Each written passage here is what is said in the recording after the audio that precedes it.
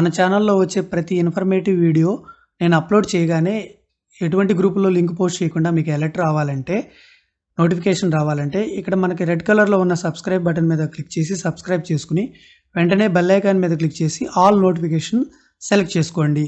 Thank you all.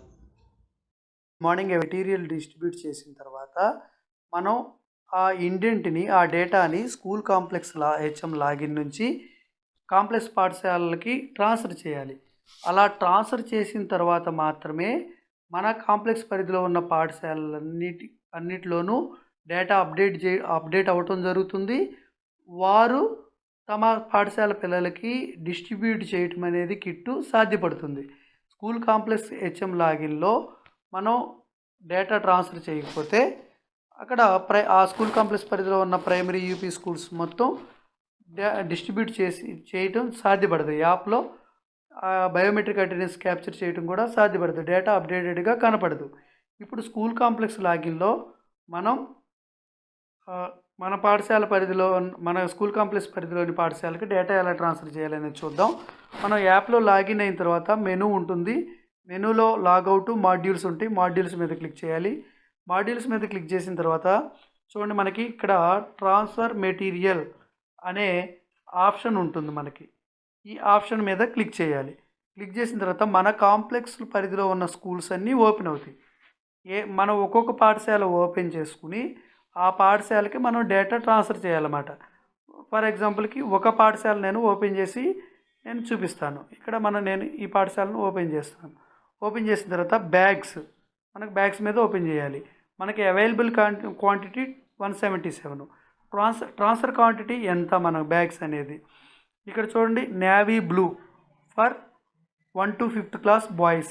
Navy blue ఎన్ని transfer చేసామంటే 17 మనం వాళ్ళకి ఇవ్వడం జరిగింది. సో ఇక్కడ 17 మనం ఎంటర్ చేయాలి. ఇక్కడ ట్రాన్స్ఫర్ క్వాంటిటీ ఉంది కదా, ఈ ట్రాన్స్ఫర్ క్వాంటిటీ ఎదురుగా మనం ఆ స్కూల్కి ట్రాన్స్ఫర్ చేసిన క్వాంటిటీ మనం ఎంటర్ చేయాలి. అదేవిధంగా గర్ల్స్కి small size sky blue for 1 to 5th class girls. ఇక్కడ అవైలబుల్ క్వాంటిటీ 153. మనకి ట్రాన్స్ఫర్ క్వాంటిటీ ఇక్కడ 13 అని డిఫాల్ట్గా ఉంది. మేము ట్రాన్స్ఫర్ చేసింది మాత్రం 12. సో బాయ్స్కి 17, గర్ల్స్కి 12. ఇప్పుడు సబ్మిట్ మీద క్లిక్ చేయాలి. సక్సెస్ఫుల్లీ సబ్మిటెడ్ అని వస్తుంది. ఇప్పుడు ఈ బ్యాగ్స్ యొక్క డేటా అనేది నేను ఏ స్కూల్కి అయితే ట్రాన్స్ఫర్ చేశానో డేటా ఆ స్కూల్ లాగిన్లో కనపడటం జరుగుతుందన్నమాట.